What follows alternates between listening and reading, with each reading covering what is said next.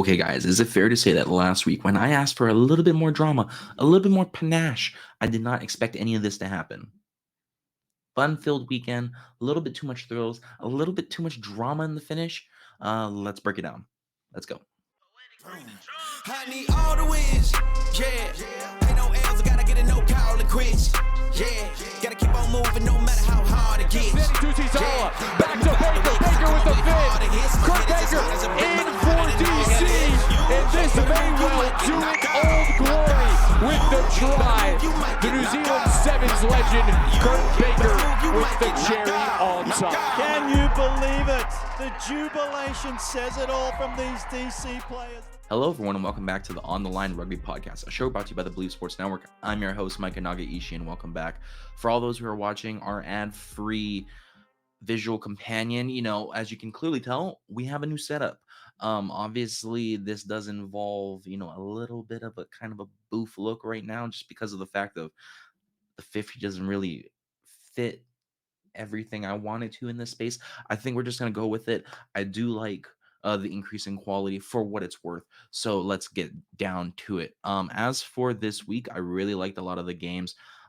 Not really a lot to say that was too impressive, I guess, in that regard. So we'll go down through it slowly, just in order. Obviously, the Canes, I really think that them versus Moana Pacifica, I really thought that game was going to be a blowout. It just didn't happen that way. Whether it was stupid plays at the breakdown, like not releasing, side entry, offsides, especially in scrum time with front row collapsing or not holding the space, really inexcusable. I really thought that the Chiefs would have taught the Canes just a little bit more discipline in that regard. You have the best set piece and scrum in the competition this year, as that banner, I guess, if you can call it that, is being held up, you really expect to see a better quality of talent on the field and play just in general. You have Pori Rockety Stones, who's one of the best, bench players you can probably have in the comp. Arguably could be a starter anywhere else. And unfortunately, at least for fantasy people, he just didn't do it. A lot of the teams, players in the front row pack just didn't really get it done in that regard. Tons of, mostly on the back foot. Don't get me wrong, very self-inflicted, but just self-inflicted play, man. Like you just can't get the ball open. And for a team this explosive, I thought, at least to me, it was inexcusable. I really thought that the lineups for both sides were relatively junk all around. I really expected the Canes to, again, being as the best set piece play in the comp, to light this up.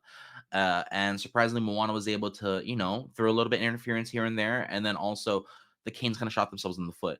As for Moana Pacifica's set piece, I thought it was okay. Malolo did an okay job. I think that the only thing with that was a lot of not straight penalties, just kind of monotony at lineup time, taking forever to get the ball out. I thought that was outrageous, but such is life, I guess. I guess that kind of happens when you have a whole new team on both sides kind of rolling in, kind of figuring out their groove together. Outside of that, I really thought that Vilhuin may take Judge's job. Don't get me wrong, Richard Judd's a freak. For all of us MLR fans who got to watch him play over the last few years in the league, I really think that he is a quality player. But I think when you look at how Vilhuin plays, his dad, former Kane, former Blitzbach, he is a Blitzbach himself, and also transferred to All Blacks U23, did a great job there. Just when he came on the field as a replacement 9, to have that not only burst of energy, but also to attack at the breakdown, really take a lot of sniping into play, and the passing speed, quick ball, and accuracy was amazing. I thought that was on point on all angles. I think that on top of that, offense under Aiden Morgan, it's as we all say, it's okay. Um, you know, I think it's fair to say at this rate that he's better off the boot than it is managing the game. I'm not going to say he did a terrible job, because it wasn't necessarily atrocious, but holistically across the board, I would rather have seen a Brett Cameron, Ruben Love at 10, uh, Godfrey at 10. I don't know. You could literally throw anything out there. Maybe throw another Josh Morby at 15. I thought that was, excuse me, interesting when they were shaking up the lineups. I really do think though that the Canes are need to gonna be on upset notice way more often now, just in the last 2 weeks, especially with their schedule, just because of the fact that I think Moana Pacifica and Tana Umaga have really unlocked how to break the Canes defense. If you looked at a lot of this game, a lot of that quick I formation for all of my football fans out there type attack, just dirty, just banging that ball straight down the A channel, stop me. And just having that forward momentum to then carry it past the game line, I thought really slowed down that single shooter cover. When they did try to swing it out wide, that single shooter cover was almost unmistakable just because they kept missing tackles. Now, don't get me wrong. When you throw a more veteran side out there, I think obviously that's probably not going to happen. But if you're looking at it from what this team currently on the field had, it was very wide open. I really think that if you know if you put a little quality players here and there, you could definitely have a chance at opening them up. Just because that sliding cover needs time with that single shooter to get there, and if that single shooter misses, pew, that's gone. Um, Outside of that, I think needing the to include the vets at around the 35th or 38th minute, especially in the front row pre first half ending, is pretty indicative of how this game went. Very sloppy. I really thought that this team should have probably dropped over 20 plus in the first half. Excuse the car outside. I really just didn't think that it would have happened this way. Moving forward, I do expect them to really narrow this deficit down a little bit more and get everything more uh, finely tuned in. I'm assuming they're not going to load up another lineup like this again this year just because of the schedule they have. But you could really tell that there is a huge gap. But now, whether that's through development, game plan, just trying to find a gel with your new teammates, perhaps it was a mixture of both. They just need to get this thing locked down tight because the teams you're facing down the stretch are going to be nasty and they're going to hope to knock you out at least down to the fourth or fifth seeds rather than the 2 seed that they're currently holding on the Blues. Which, again, speaking of that, should not be the case. But again, I'm not going to get into a rant. I don't want heart problems. So, uh, I also think, just in closing, that the unincorporation of Harry Godfrey into the attack was a big mistake. I really thought that having him back there, while having it okay, because he can probe a little bit, but mostly just kick because he has a massive leg, was smart. But against a team like Moana Pacifica, that's gonna be a little. I'm not gonna say ballsy would be the right word, but perhaps over anxious in defense, I think would have probably been Harry Godfrey's pecking day. We all saw what he did against the Drua. He lit house in that game, and I really expected that again. I think for him to kind of go into that Bowden Barrett at 15 role was not necessarily the greatest move for them. I think it really limited their opportunities on attack, and definitely not having him as that second pivot that they had him in the Drua game definitely hurt their chances of putting up more points on the board. So for all of our offensive aficionados out there, y'all know who y'all are. Take a look at the film. It's not good for Harry Godfrey, but hopefully that game plan's over. As for the Chiefs, I really thought that the Rebs continued to put pressure, but never executed again, just from really junk fundamentals, especially in passing. Whether it's again passing to nowhere, uh, pass accuracy, pass speed, YOLOing balls all over the court. You don't have to do this. Play normal ball, please. Just play, clean ball, run it in, run it straight. If you see the offload, take it. But as I like to tell my kids that I coach, if you can't guarantee at least 75% of the time that they're going to be there, don't throw it. Just take it straight. We'll reset, we'll reload, we'll get ready for the next play. And unfortunately, the Rebs just couldn't really carry through a lot of their explosiveness throughout the game. I really thought that the Chiefs D two for the first half was just way too passive.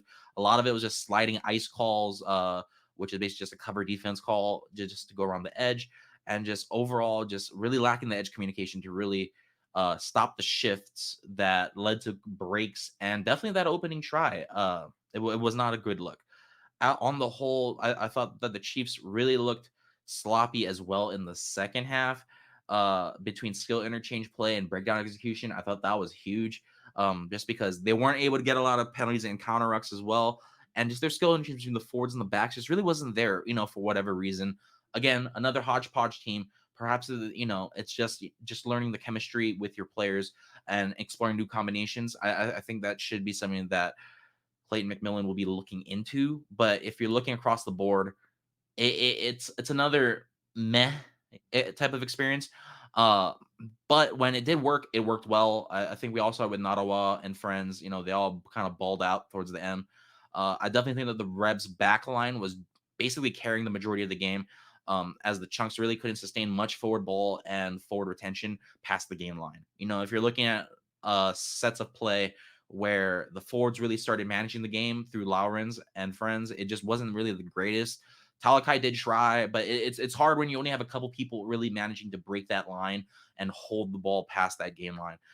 The Rebs are not necessarily what I would consider one of the bigger teams, and obviously having Brad Wilkin back off of his shoulder and neck injury is going to be huge. But also you have to kind of temper expectations. Brad Wilkin's a freak, but you're not going to have 100% Brad Wilkin all the time. And I think it showed. Just he needs to get back into the fold, perhaps another couple weeks, and I think he'll be fine. Obviously, the Rebs have to sustain this to get to the playoffs, but eh. Uh, I definitely have a couple players to highlight in the team of the week for that. I really thought that who's missing those 6 points will definitely haunt them.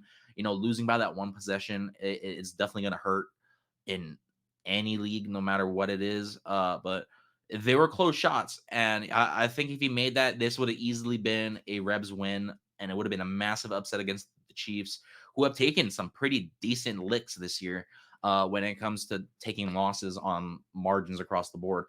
The Revs are a hot team. I definitely think that Kevin Foote has a solid team, and I just think that for the swan song that the Revs had in Amy Park, I definitely think that it could have been a lot better. The fans deserve better, and unfortunately, I just don't think that they'll be able to come back from this, and this could be very well the last home game for them ever. Uh, I definitely expected more from that, but you get what you get, I guess. I think that's overall just indicative of the season. Tons of flash across the board, but just no real consistency. And I think that just leads into a lot of questions at the end of the season. Whether or not they come back or not, I think this is going to be a huge what if season for them. Uh, whether or not it's, excuse me, between the possible distractions of having your team on a lawsuit or rolling through, your options on the field, exploring options with other teams, leaving, players retiring mid-season, moving around to other teams, just perhaps it was just a little too distracting, and perhaps it kind of just ate at them and their heads weren't in it. Perhaps Carter Gordon, being how he was after the World Cup definitely hurt. I definitely think that that could have been a huge problem with that. It all kind of just depends. A lot to look into over this year, definitely, no matter what. And I think it just shows that, not every team obviously is perfect, but no team I think deserved the type of season that the Rebs did. Uh, Moving on into the Blues, I really just have two things. I think the Blues just intentionally taking out multiple key defenders at the breakdown, who led, whether it's JRK, whether it's Falal Fakatava, you got, you know, I'm blanking, but there are a couple more guys, especially in locks like Mitch Dunche, uh, on that lineup that helped lead in that attack. Ethan DeGroot's another one. They constantly kept hitting him uh, at the breakdown, and I think that just following with that English method from the Springboks World Cup games, I think that really showed up and showed out, and it definitely put a hamper on the Landers' ability to attack. I think the only thing is that they were having trouble stringing together the wide ball and just box kick due to great blocks and great IQ. Whether it's from Dunshea, whether it's from their back row, they had a lot of good defense in that regard to really stop that, keep moving that forward pressure. And they did a great job in that. As for the Landers, I really thought that their attack started stretching and drifting much too early and much too wider. Just kind of forced to YOLO a lot of the balls, whether to keep the ball in play or to just move any semblance of retention down the road. They need to focus on downhill play more. And I mean, they tried in the second half to no avail. I think that was much too late for that. By then, you should have already been, cementing yourself and kind of holding your spot. And they really didn't translate with that. And that's really all I had for them. It was kind of a cookie cutter game, other than that, to me personally. Outside of that, let's move on to the Satyrs. I really thought that the beautiful, for all of my Hawaii players who are watching, shout out to the Tees up, baby, get into the playoffs. but I thought there was a beautiful Toyota inside screen from Havili to Reese to open it up. Though I will say Ben O'Keefe's questionable no try. I really thought that wasn't a forward pass, but uh, maybe it could have gone either way. I think for any game that I would have officiated personally, I probably would have let that play on. Uh, but it was definitely a no try call officially on the record book. So sorry, Sabu. Definitely would have liked to just have seen you scored another. Uh, Outside of that, I really thought that they were given too much space on defense from the Satyrs during the chaos, especially from kicks or knock-ons, to allow for these wide open breaks and these overlapping finishes in open play. If you look at how the Satyrs have played over the last few weeks, this is not indicative of how they've played. They've been playing a lot more tight, a lot more measured, and definitely more well versed in how to basically play basic Satyr ball, which is play discipline, hold, and just wait for someone to make a mistake. And unfortunately, they were the biggest ones and offenders in that regard into making mistakes, and that's why we're in this boat today. Obviously, the ruck watching from both sides was ferocious. Whether it's Alan Alatoa watching a fake maul that sheared off and allowing Severus to score, allowing Noel Houghton to score. You got options. And Satyrs are just as egregious on that too, on both breaks and on the goal line as well. So some men also you need to work on. Obviously pro teams, everyone's human, they all make mistakes. But I think if you're looking at how you should be playing, if you're getting paid that much, there should be no record watching at all. Come on, guys. It's basic fundamentals. You shouldn't have a dude in an armchair telling you what to do. Obviously execution just wasn't there. I mean, at least on the Satyr side, I thought play designs were there. There were definitely holes open, especially on a couple no try calls. But it just wasn't executed well, especially on the, I believe, last mirrorhead try. Uh, you have that wide open ball to Strange, who unfortunately knocks it back. Then you have, I believe it was Dominic Gardner. He tripped over Nick Frost. That allowed that overlap to start. And next thing you know, Mirrorhead's gone into the corner. So things happen, but I just didn't expect it to be like a Benny Hill type. But it happens. I also thought that Strange definitely boofed this game big time. You can't just be doing that at any point in Union just to knock the ball out. If I would have thought, I would have thought you both would have gone up and maybe try to make a play so it looks less cynical.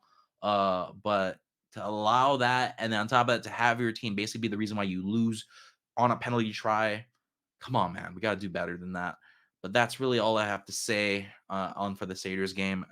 Severy said it best himself. If you really want to watch it, watch his post match interview. It's kind of tragic, not gonna lie, but it definitely is. I think how a lot of that locker room definitely feels after this year. As for my team of the week, I kind of went with a very basic lineup. Unfortunately, kind of vanilla, but I think you'll understand why as I go through this. For my front row, I have Ethan DeGroot, Cody Taylor, and Xavier Numia. Xavier Numia, just because he basically saved the Canes from getting dominated after that half. As soon as he caught on, the scrum was locked. It was beautiful. And I think that cannot be overstated just in that regard for a prop to do that kind of damage. Props aren't necessarily the most appreciated, but I think that they play the most thankless position in the sport right now. And it really shows when you can dominate a game from the front row doing what chunks do. So props off to you. Cody Taylor, just for being a consummate professional, working scrums very well. Lineouts look perfect. Just overall classic Cody Taylor game. Ethan DeGroot, despite the fact that you were basically draped by the Blues in terms of having to tackle and roll away and not being able to lead the defense, you did a great job at scrums. You held up your end of the bargain and definitely showed your grit on offense as well. Still kind of being that bull in the China shop mentality. And I definitely like that as well. I think you deserve to be in the starting spot. For number 4 and number 5, I have Taitua Lima and Mitch Dunshea. Tua Lima and Mitch Dunshea for basically the same reasons. Great defense, all in all. And obviously, they were the fighters in the scrums doing a lot of damage, and especially in lineout time. Despite both of their teams losing, I definitely thought that Dunshea did a great job at blocking kicks, helping at the breakdown, and running with the ball. Just overall chunk duties that I don't think, again, thankless job. No one really appreciates, but I do. We got to show love for our big boys out there. Tua Lima, I thought he did a great job on attack, especially outside of defense, just to really manage the space. And on top of that, carry ball over the goal line, my boy. Keep going. That's beautiful. Excuse me. As for 6, 7, and 8 in my back row, I went with Withy, Peter Lockeye, and Akira Iwane, all for the same reasons. Great defense, pounding offense. I think when you're looking at a back row, you really want two things. You want to break down Lord, who's really effective either at the high ball or on defense, basically just tackling and making sure they complete their tackles. And two, a bull in a china shop runner. You want them to really hit that goal line. You really want them to pound past that gain line and really inflict their will on the opponent. Think of it as an Adrian Peterson for all my football fans. You carry about 20 times. By the fourth quarter, they're tired, they're gassed. You're getting 8 yards of carry after that. And I think this is where this group really has it down. Akira Ioane played like a freak out there versus the Landers. I thought he did a great job at mauling with his body, putting his head into dark places and making plays. Sean Withy, great job blocking kicks. And Peter Lockeye just pounding the rock. Keep going, my guy. You're going to have an all black jersey on by the end of this season. Definitely for sure. As for my 9 and 10 combo, I went with Falal Fakatava and D-Mac at 9 and 10. Both of them, great defense, great management of space. I think there's not enough that can be said, but this is definitely probably the most without kind of stomping on things that I've already talked about them from before. They're just consummate professionals, talent across the board, and you can watch it when you watch the film. Amazing work. For my centers, I went with Quinn Tupai and Hunter Paisami, just for really IQ. Whether it's Quinn Tupai taking a nice, clean line uh, off of dummy lines for balls and support lines. I thought that was a great job. And obviously, yes, he's not the most powerful anymore because of the lost weight on his knees, but he is still, willing to take those nasty hits to put his team in a better spot. So I can't really knock him for that. As for Hunter Paisami, I think a great job of just managing space. As a 13, I'm not expecting you to kick the way he does, but when he does it, I can't say that I'm disappointed. I'm very impressed. As for my back three, I went with Etanenana Seturo, Celestino Ravuta Almanda, and Jack Strachan, Strachan from the Rebels, just for the reason of being an effective back that also plays forward. All three of them all basically helped up the breakdown, did a great job of slowing down the opponents, took every opportunity to get their team in a better spot, whether it's helping with the support line, throwing a hospital ball despite getting hit in the gut really hard, running down the field for kicks, helping to block, playing great defense. Having a forwards mentality as a back for it has really been the cornerstone of what I like to say has been one of my standards for team of the week, and I think that these guys have shown it up really well. I wasn't able to fill out a full starting 23, so we're just gonna go with a 6-man bench. I went with Lockley McWannell, Kitone Salawa, and Adrian Choate from my forwards, just because all of them, again, consummate professionals, just doing what they have to do at a very high level. Whether it's with McWannell at lineout time and at scrums, just really helping with defense was huge. His ability to knock the ball on from Dunshea and Bell in that maul, I think really helped save that game for the Landers and take that away and back into the Blues' hands. Kitone Salawa and Adrian Choate, great ball lords, great at the breakdown. I think their ability to stop and move at the goal line was impressive. For my backs, I just went with a simple line of Cam Millam, Jack Vilhoen, and Simpkinson from the Canes. All of them for different reasons. Cam Millam, great job being automatic off the tee, my boy. I was expecting more of a management of space game from you, but for you to be this consistent off the tee, I think it's inexcusable to not have you up here at some capacity. Vilhoen, for all the reasons I said above, that guy's a freak.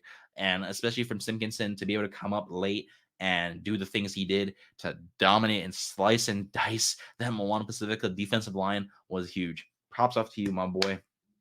But that's going to be it for me, guys, this week. I hope to see you guys next week and take care. Peace.